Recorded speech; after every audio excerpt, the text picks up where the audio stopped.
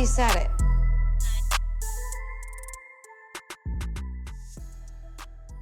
Hi, this is episode 6 of Now We've Said It. I'm your host, Quisha. Y'all, today we are recapping season 5, episode 7 of The Real Housewives of Potomac. It is titled Fireball and Fire Pits. Y'all, woo! Now, this was another pretty good episode. Again, a lot of filler, but for the most part, it's good. And especially, y'all, we got that preview for next week. We finally get the fight, but I know what they're gonna do to us. You know what? All right, I'm getting ahead of myself. All right, let's go ahead and get started. Let's jump right into this episode, y'all. All right, so we pick up again at the ladies when they went out to dinner, where they were overly dressed, eating those unseasoned crabs. Listen, I'm not going to say the crabs were unseasoned. They were lacking seasoning, just like I said in the last episode, but you already knew about that. So they're having their meal, and they're talking about Ashley, how, oh, how's Michael doing without you and the baby and all that, and, that whole awkward ass conversation. And Giselle and Candace are just like giving each other the eye like, bitch, because they know the tea. And just like I said in last week's episode, they did what I hoped that they would do, which was, make a plan to pull Ashley to the side. So Giselle says at the dinner, a little bit later on, I want to pull you two, to the side for some planning. And Candace was like, okay, thank you. Thank you, because I didn't really want to be the one to do this. Thank you for looking out for me. I'm so proud of Giselle and Candace for not being shady and pulling Ashley to the side, because y'all, it's housewife protocol to do everything out in the open so everybody else can jump in on business that has nothing to do with them. But Candace really is trying to work on her relationship with Ashley. In order to do that, you can't just be putting her business in front of everybody, although Ashley has been known to do that to Candace. So they get ready to head back. Monique was like, okay, cool, because I have, s'mores and everything planned around for the fire pit. I'm going to go ahead and say this right now. Monique was very annoying in this episode. I can't get over her behavior. I'm not surprised. I'm just disappointed, okay, in the way Monique handled herself in this episode. But I digress. I'm getting a little bit ahead of myself, y'all. They all head back. Candace takes out her boobs, her little chicken cutlets. I wish it was that easy. I got some big old naturals here, and I wish I could just take them off. I don't know what happened. Okay, I'm going to get on another tangent, but I'm going to just say this. I don't know what happened. When I first met my mans, which was like 6 years ago, I had cute little B cups. These suckers done blew up to, I'm pretty sure, y'all, I'm like a D now. Might even be a double, and I don't like it. They see a huge bug. Again, there's more bug. This season is the season of the bug. Every episode has some sort of bug mention. Ashley and Candace do my move, which is the spray and run. You spray and you hope you hit it, but you also run to protect yourself. They spray. Candace is walking around with, first of all, a 3-pack of Raid in one hand and then a can of Raid in the other hand. Baby is prepared, and that is my type of a woman. They spray and run. The bug kind of, makes its way down to the floor. It's some type of they say it was a killer bee. I don't know. It was a huge, disgusting bug. Karen's drunk ass stomps on it and goes, boom, Manolos. Her Manolo Blahniks stomped the bug. Period, Karen. Karen is very drunk. This is just the way I like my Karen. I love a drunk Karen. So when Ashley and Candace they ran to Monique's room, and T'Challa is in there. Y'all, I'm just as aggravated with T'Challa as I am Monique. I know the bird didn't technically do anything. He's just being a bird, but he's annoying. I would not be comfortable with a bird just flying around while I'm trying to enjoy myself at a beautiful lake house. Like, no ma'am. So then Ashley's like, that really freaking scared me, Monique. And you could see the annoyance in her face and hear it in her voice. Monique was like, I'm sorry, I didn't do it. Like, I'll put him away. It's like, yo, go get this damn... Not one person, not one wanted T'Challa there except for Monique. She is being very inconsiderate and stingy and selfish about this damn bird. I'm telling you, I feel like it's I don't know, like, you know, some people just really like to be annoying. They think it's cute to be annoying. I don't roll like that. I try to be as unannoying as I possibly can. I like people to like me. Monique clearly doesn't give a damn because she's just walking around with T'Challa, intimidating and pissing everybody off everywhere she goes. I can't stand that bird. They all calm down, and Giselle and Candace are staying inside while everybody else kind of goes outside to make the s'mores because they're waiting for Ashley. She's going to put the baby down, and then they're going to tell her about Michael's cheating ass. Monique is very bothered that they're having this separate conversation, and later on, you know, my opinion is she's only annoyed because Candace is involved. Monique really does not like Candace, and she just keeps trying to like find her way back into the house. They're outside, all the other women except for Giselle, Candace, and Ashley, who's upstairs putting down baby Dean. And Monique is, you know, she's starting the fire. The fire looks good. It looks healthy. And she's like, I gotta go back inside to find some more fire starters. And Karen's like, but you already got 2 down here. She didn't need those damn fire starters. She was trying to go in the house and be nosy with her nosy ass, trying to get into their conversation, trying to figure out what they were talking about. I mean, I guess now that we know the behind the scenes tea about that, you know, Giselle and maybe Candace were behind the whole trainer information getting leaked or the whole trainer rumor. Maybe she was just trying to go in and make sure that that's what they weren't talking about.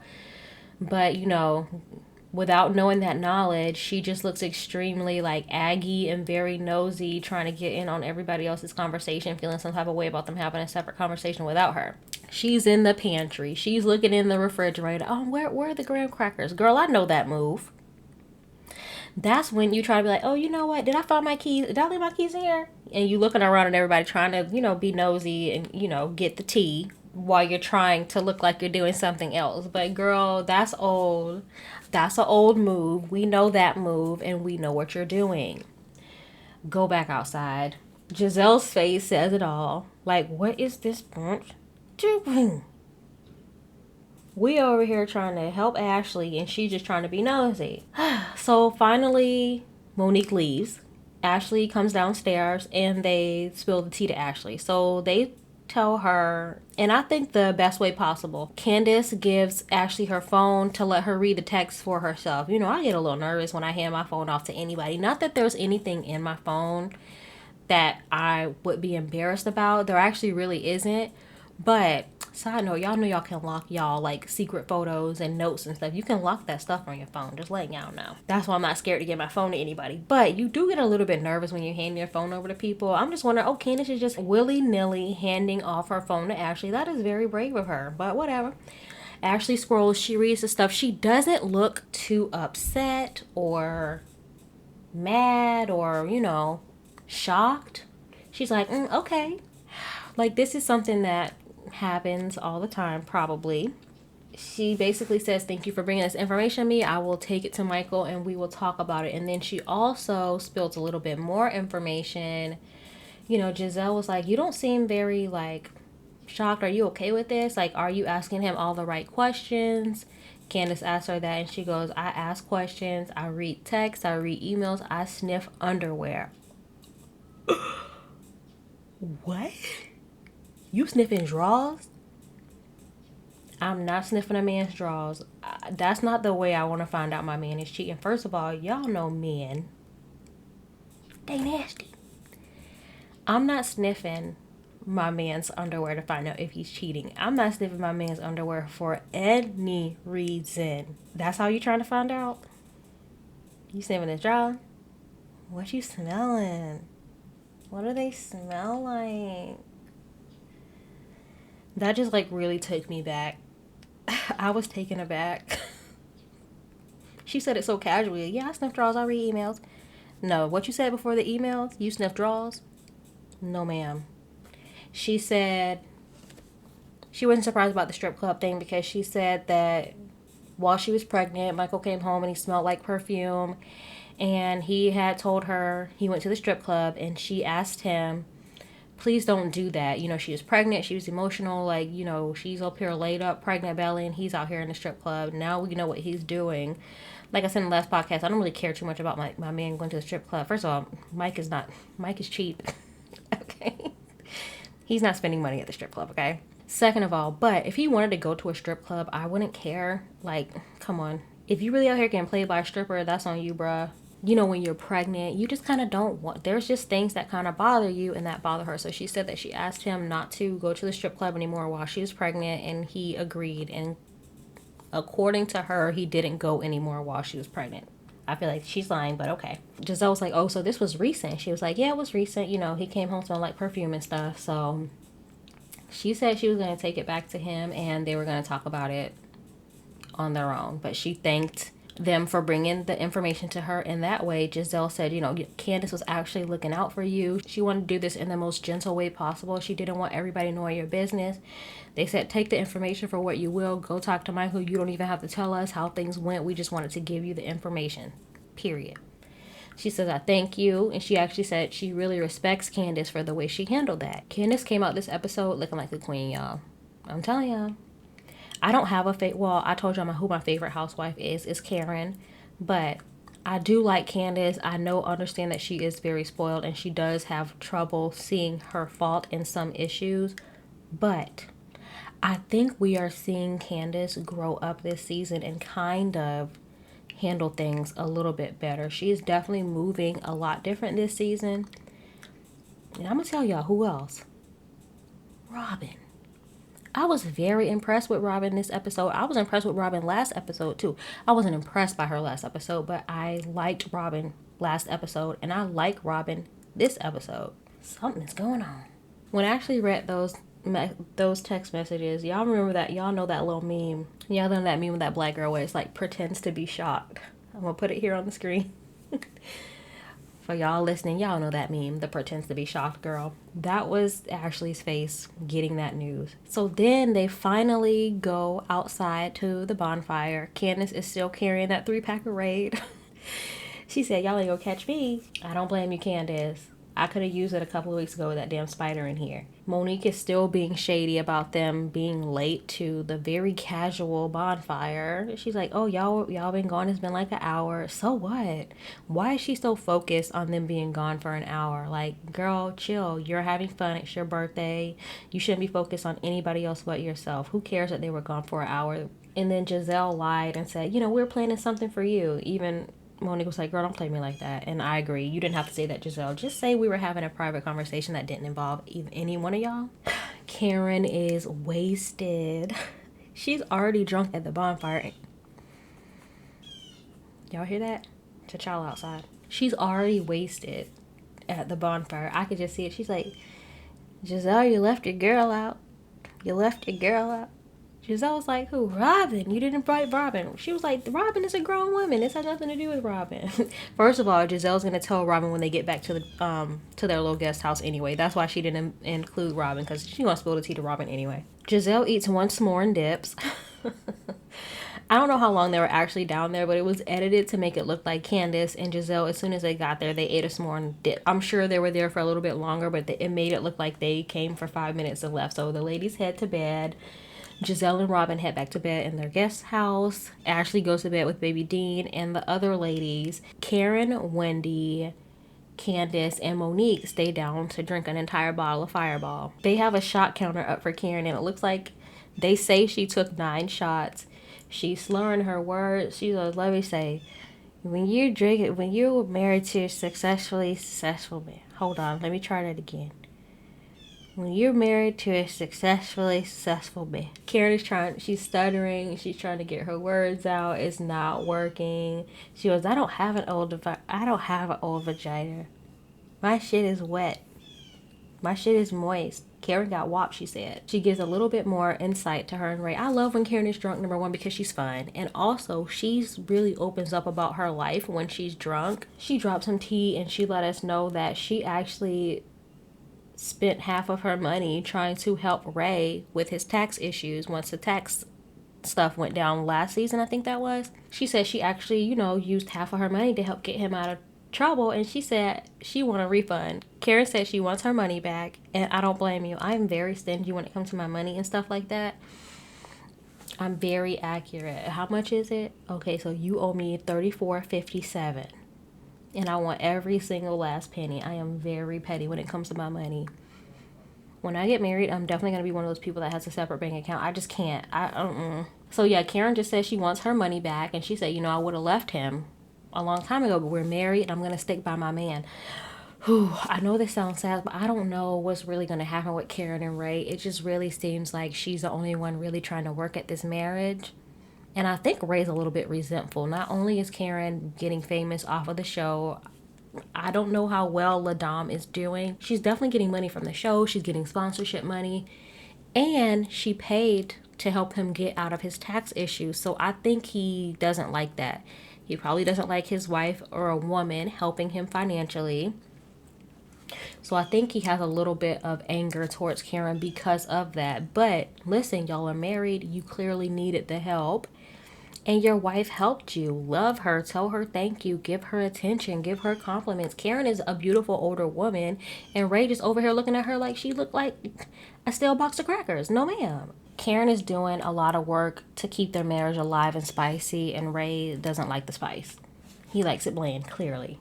Ray is old and he's just ready to have an old ass Florida retired life. And Karen is trying to go out here and bebop and scat. Then Karen jumps to another subject. She kind of looks at Candace and Monique, who are sitting next to each other. And she goes, I love the both of you guys. And I hope that you guys can come to some sort of resolution within your friendship. And she goes, what do you think about that, Monique? And Monique said, I don't really want to get into like serious conversation right now. Candace's face was like, oh, you don't? Whatever. Candace is on to Monique. She has Monique's number. Candace's face that entire time was like, Karen, don't even go there. And she just waved her hand like a no. Like, Because she was like, what about you, Candace? Candace like, I'm not touching it. Candace is I'm telling y'all, something about Candace this season I'm really liking. She's somewhat being above it, especially when it comes to Monique, especially in this episode. Candace is just like, I'm not playing that game. And I do think it has a lot to do with her being in Monique's home. But also a lot of it is like, she's not finna play into Monique's game. That was actually fun, just watching them drink and stuff. I could watch Karen be drunk all day. They just need one episode just following Karen around being drunk. Give me 1 hour of the cameras following a drunken Ladam around, because I am so here for it. It's the next day and we see Giselle leaving for New York, where she's accepting an award. The men start to arrive and Monique's Chris shows up first. He greets her and she has T'Challa on her shoulder and he's like already annoyed. He's already over it because of T'Challa's ass. And she's like, baby, I'm trying to understand, his language, how he talks. And he was like, baby, come on, like, I don't want to. He's not trying to hear anything about damn T'Challa. So he goes to try to pet T'Challa and he nips at him. The bird nips at Chris. He's like, look, now see, T'Challa is very protective over Monique, which I do think that's cute. But again, I'm still very annoyed with the bird and equally as annoyed with Monique. So everybody's over T'Challa. They all get ready to slowly head down to breakfast. Robin comes down. Robin comes over and she says that Juan isn't coming because he has a game to coach. Also because I'm sure he doesn't want to be there. Then Monique brings up the fire pit situation again in front of Ashley, Candace, I think Wendy and Robin. And Ashley tries to explain to Monique why Candace and Giselle pulled her to the side. So they left it up to Ashley to say, this is why they pulled me to the side. And Monique is rolling her eyes. She's not even really listening. It's just, I'm telling y'all, it's only because Candace was involved. That's why Monique really isn't trying to hear any of it.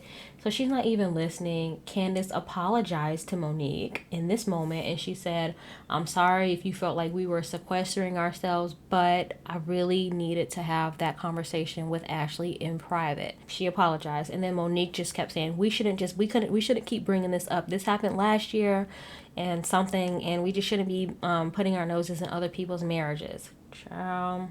Monique, I believe she's in her confessional and she's just saying she's always putting her business in other people's marriages where it doesn't belong. And then the shady ass producers cut to a clip of them actually showing it being Giselle is actually the one talking about Monique and the trainer and all that kind of stuff. It's not Candace. I'm very excited for this reunion. It's just Monique needs to be put in her place because she has something against Candace, and it's very obvious because there's other people saying way worse things about her that are not Candace. I do agree that Candace has said some shady things about Monique in her confessional, but I mean, look at the things that Monique has said about her also. I know it's not like tit for tat, but also Monique is not even trying to hear Candace in any way. So Monique is really upset with Candace about the Charisse situation, and she just can't let it go, and that is so petty. Like, come on. We all know Charisse is messy. If Candace wasn't the one to bring Charisse around, it would have been one of the other ladies. So just stop it. And all of the women are in agreement that Candace handled the situation perfectly.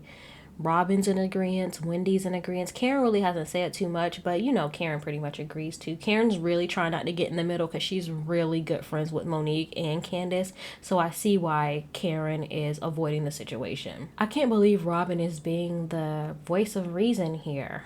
She made a valid point. She said, you know, I think Candace was sincere in the way that she handled the Ashley situation. And I agree with what Robin says. Robin says that the only reason Monique doesn't want people gossiping about marriages is because she doesn't want anyone to gossip about her marriage. She doesn't want those trainer rumors to be brought up again, so she just rather have nobody talk about anybody's marriages because she's going through some stuff with her marriage. So like if we don't talk about any marriages, then the stuff about my marriage won't be talked about. Good point, Robin. Good point, girl. Robin, you're not my favorite and you never will be, but I like you. I'm liking you in this episode, and I liked you in last episode. Robin is coming up. She might be useful after all, y'all. Karen gets up from the breakfast table and announces that she has to go take a bath because Ray is coming and her coochie stank. Bitch. Karen reminds me of one of those old school moms that would sit in a bathtub with a cap full of vinegar. Y'all know that old school. I feel like that's some stuff Karen does. Then Eddie and Chris, Candace's Chris, arrive. The ladies are sitting around the pool, and Monique comes out offering danishes, and she sits down and brings up the bonfire situation again. That couldn't have been too far apart because they're still having like breakfast stuff. I'm sure it had to be within a couple of hours. She brought it up again, and Candace's eyes are rolling, and so were mine. Karen gets up and leaves. I'm telling y'all because she doesn't want to get in the middle because she likes the both of them. Monique is just trying to go at Candace as hard as she can. Candace is being very calm. Candace actually gets up and says, you know what? I don't want to talk about this anymore. I already apologized to you about this, and I'm not about to sit here and argue with you about this. So she gets up and leaves. And Candace, Monique's like, look at her. She doesn't want to face her own issues. She always tries to walk away. She has to have control over everything. No, ma'am, that's you, honey. And even Robin points that out. So then it's just Robin, Monique, and Wendy sitting down by the pool. And Wendy and Robin are trying to show Monique, like, you are wrong in this situation. Wendy was like, she already apologized. And Monique was like, yeah, but she doesn't see it. And Wendy was like, she already apologized. She said sorry. She said sorry. And then Wendy even said, so you don't think that you approached Candace with the same energy that you approached Ashley with this morning? Monique was like, I feel like, she said she feel like she did, but no, she didn't. She's way more aggressive and keeps bringing it up to Candace. She didn't keep bringing it up to Giselle and Ashley. Giselle's gone and already brought it up to Ashley at breakfast. But you also brought it up to Candace at breakfast too. Remember, she was there too. She already heard you and she already apologized. So what more do you want? And even Wendy was like, so you can't see that. She asked her something about like, you can't see how you approaching them, how you're approaching them with different energies. And Monique couldn't even answer the question, and she was like, I'm gonna go upstairs because she's wrong and she doesn't want to admit that she's wrong and she doesn't want to apologize. I understand all these ladies have a problem with admitting when they're wrong and apologizing, but there has to come a point where you have to say, I am wrong. All right, I get it. I know it hurts to apologize. I don't really like to apologize that much either, but I will. You just have to and move on. But she just doesn't like Candace so much that she's not even going to apologize. Robin says that Monique is a control freak, and Wendy says the only reason Monique is so bothered is because Candace is involved, and I agree. Then they show Giselle accepting her award. Cute, congratulations. Then the Black Bill Gates arrives, y'all. He seems so unexcited to see Karen. Chris is talking about getting a vasectomy, and he said that if Monique can promise that he gets sex anytime he wants, he'll get the vasectomy. Yo, I am so over Chris and the way he always uses sex as like a compromise. Y'all remember a couple of episodes ago where she said she wanted him to plan a date night, but he said, you know, if I plan this date night, you got to give me something later. Like, you have to have sex with me later. If I get this vasectomy, you have to give me sex whenever I want it. Like, why is it always sex has to be like, you have to give me sex if I do this for you? What is that about? I don't like that at all, and it's not, I don't like it, y'all. It's not good. It's so, like, misogynistic. I'm really starting not to like Chris. I'm really, like, he's starting to look like a monster to me. I can't. Let me move on before I say something I'm gonna have to cut out. Then they shoot up to Candace. She's packing. She's packing as if she's leaving, but she's not gonna leave because she says that, you know, Chris and Chris are really good friends, and she's gonna play nice, put on her pageant face. She is Lady of the Lake after all. And she's just gonna smile and bear it, you know, and get through this. She says, Monique is not going to get me in her own home. She ain't going to get me in the house. I'm going to act nice. We're going to get through this. But best believe I am not coming back here. This lake is haunted. Candace is still upstairs. Downstairs, the guys bringing a cake and stuff for Monique, and they start singing happy birthday to her. You see Candace listening from upstairs. She can hear everything, but she only comes down after the singing is gone, and Candace's Chris asks, you know, where's Candace? And Monique says, oh, we had an argument, so she's probably packing. And she goes, no, I'm not. Here I am. Popped up, just as perky and happy as ever. And Monique looked so salty. She was like, oh, okay. Like, Monique, shut up. Just enjoy your birthday. Ugh. Karen pulls Ray into the room claiming she's lightheaded. I bet you $100 she's throwing up from all that damn drinking. Then the women ask Wendy and Eddie how they met. Ooh, y'all, the tea has been spilt on this part. Wendy said they met when they were 17, and basically his family doesn't like her family. Specifically the moms. His mom doesn't like her mom because Wendy says in the Nigerian community, her mom is considered a female chief. And Eddie's mom basically said, you know, I can't compete with that. She was probably very intimidated to be around Wendy's mom. And then they said that when they got married, Eddie's family told their friends that were supposed to attend their wedding that if y'all attend Wendy and Eddie's wedding, we will not associate with y'all. So ever since then, they've barely spoken to Eddie's family. Eddie said he hasn't even spoken to his mom since the wedding. They haven't even met their new baby, and they barely even know their other two sons. That is so sad that they are not speaking over something so petty. But it seems like Eddie's mom isn't willing to apologize or make up for the way that she's treated them. So everybody else is asking them, you know, do you guys see some sort of reconciliation coming, or do you think things are going to get better? And Wendy says, I don't know that I can ever forgive his mom, because basically she says, like, you know, she sees Eddie crying, she sees his hurt, and to see her husband hurt like that, she doesn't know if she can really forgive his mom for the pain that she put him through. And I can see that too. It's so sad. And I feel really bad for Eddie because he's in the middle of that. But he seems okay with not speaking to his mom. He says his mom has had plenty times to apologize and she still hasn't. So that's just kind of where it is. It's really sad though. They all gather to play like a game before they start to head out. So I'm guessing the guys just came for like a day to pick up the wives. I don't really know. I'm staying the night. How long of a drive was that? I'm staying the night. I'm so lazy. I did not drive all the way out here to pick your ass up.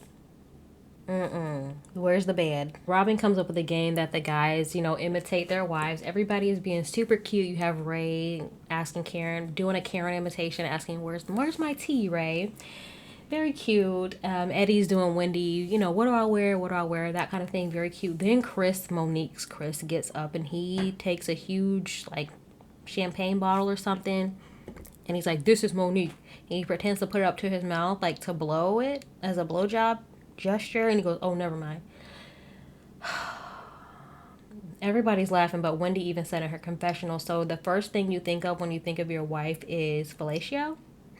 And that's Chris again going back to sex when it comes to his wife. Like, that's all he sees her as almost. Like, I don't know what he really thinks of Monique. It's actually very sad. And you can see she's kind of over it too. Child. And then Candace's Chris has the best one of all, if you ask me. He does two sides of Candace. He does the one where she's coming out being nice. I miss United States. I'm Candace. And he flips a switch and he's being an asshole. Get out of my house. Da, da, da, da. It's super cute. And his was the best one. It's very cute. They are a very cute couple. I really like Candace and Chris. I really like them together. They seem to have genuine love for each other, and I like that. So everybody's leaving and they're saying goodbye, and Candace comes to say goodbye. Chris and Monique are sitting on the couch. Monique's up and cheery saying bye to everybody else, but by the time Candace comes down, she's asleep all of a sudden on the couch. That bitch went to sleep. I'm trying to tell you. Even Candace said it. She said, for somebody trying to be, Miss Prim and proper all the time, when it's time to say goodbye, Monique's all of a sudden asleep. Whatever, girl. Candace did a quick little thank you, a quick little wave to a sleepy Monique. I loved Candace in this episode, hated Monique. So that's it for the lake house. I've had enough of the lake. I'm ready to move back to Potomac. Get me away from the lake. Then we see, y'all know, text to screen, black screen, white text. It says 24 hours later. And then it's Ashley. She's driving in the car with baby Dean and she's calling Michael. She's calling to just check in, but he seems very annoyed. It seems like she had just called him a few minutes ago and he was like, I'm doing the exact same thing that I'm doing when you called me 2 minutes ago. She was like, okay, you don't have to keep saying it. I understand. I was just calling to check on you. And then she reveals that they had a talk about, the text that Candace and Giselle brought to her, and she said that he admitted to being in the strip club. He said there was some woman all over him, and then he said that he regretted whatever happened. He didn't really go into what happened because she said the argument got very heated and they ended up sleeping in separate rooms, so she didn't get the full story. He said something happened at the casino and he regretted it. So that's all we know about that. Then we get a 1 hour later. Then there's all these news articles flashing up on the screen and Michael is being hit with more cheating scandals. Y'all, Gossip of the City got a shout out. I cannot believe it. So then we get a shot of him. He was in his boxer shorts in a hotel room, and then there was a short clip of him. Looks like he was flirting with a woman. They were in the casino or something. Child.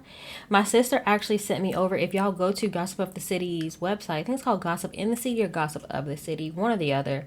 They actually have more videos of him, actual videos. You can hear the women talking to him. It shows them following him out of the casino. Then you have actual video of him laying in bed. I think he's saying spank me or something like that, wiggling his little flat ass in the bed. So the actual videos are there. If I can find it, I'll try to link it down below in the description box. But y'all, he is out here bebopping and scatting. They definitely have some sort of agreement, like I said before, but he just doesn't care about getting caught. He does not care. So that is where the episode ends. So we get a preview for the next episode. It shows Candace saying she's officially done with Monique. So we get a little bit more insight into what's actually going on between them. And then it shows Ashley and Michael meeting up to talk about what happened. And it looks like we're finally going to get a confession out of him to find out exactly what happened at the casino. It's at this point, I don't care anymore about the Michael and Ashley thing because she's clearly okay with him doing something. And he keeps doing these things. So, and if she's not going to leave him, like I said, I know they have an agreement. It's very obvious at this point, but it's like a yearly thing. It's his annual cheating scandal. And then Ashley is talking to the ladies and she admits to having somewhat of an open relationship with Michael, which we already knew. And the women seem shocked, but it's why are y'all shocked? Y'all knew this too. Anyway, I'm just over that, y'all. And then we get the fight. I know what they're gonna do. They're gonna put the fight at the very end and we're gonna get a to be continued. I bet anything that's what's gonna happen. So we probably won't get the actual fight until another 2 weeks in that episode, because they're gonna make us work for this fight. All right. I'm just happy to see any piece of it, and I'm glad it's happening somewhat in the middle of the season so we get to see some resolution or lack thereof, but we definitely get to see some aftermath of the fight, so I am very excited about that. I believe Candace pressed charges. I don't know. I'm gonna have to look into that, and I'll talk about it more on the next episode, y'all. What did y'all think of this episode? Please let me know. Also let me know, what did you think of Monique's behavior in this episode? What did you think of Candace's behavior in this episode? Do you feel better about Robin? I know I do. Robin is coming around. She still doesn't have any tea of her own, so I still think Robin would be really good as a friend of. I just feel like they could fill her spot with a more entertaining housewife, a housewife that has a little bit more drama going on. I really don't care about her and Juan. I've heard that they were already have been remarried for a few years now. Who cares? Who knows? Juan is fine to look at. He is gorgeous, but he is just as boring as she is. So they can be demoted for all I care. Their tea is cold and I need the water to be reboiled. Okay. Anyway, y'all, so that concludes this episode of Now We've Said It. Please be sure to rate me. Give me positive reviews. I could use it. I love compliments. They make me feel good. Make me feel good, y'all. Give me 5 stars on Apple iTunes. Give me thumbs up. Give me hearts on SoundCloud. I don't know what they do on Google Play yet. I'm actually still trying to figure out why my episodes aren't showing up on Google Play. So you're probably not even hearing this on Google Play. But wherever you listen to your podcasts, or if you're watching this on YouTube, please give me a thumbs up, positive reviews, and comments. I will respond. Thank you so much, and I will see y'all next week. Bye. But now we said it.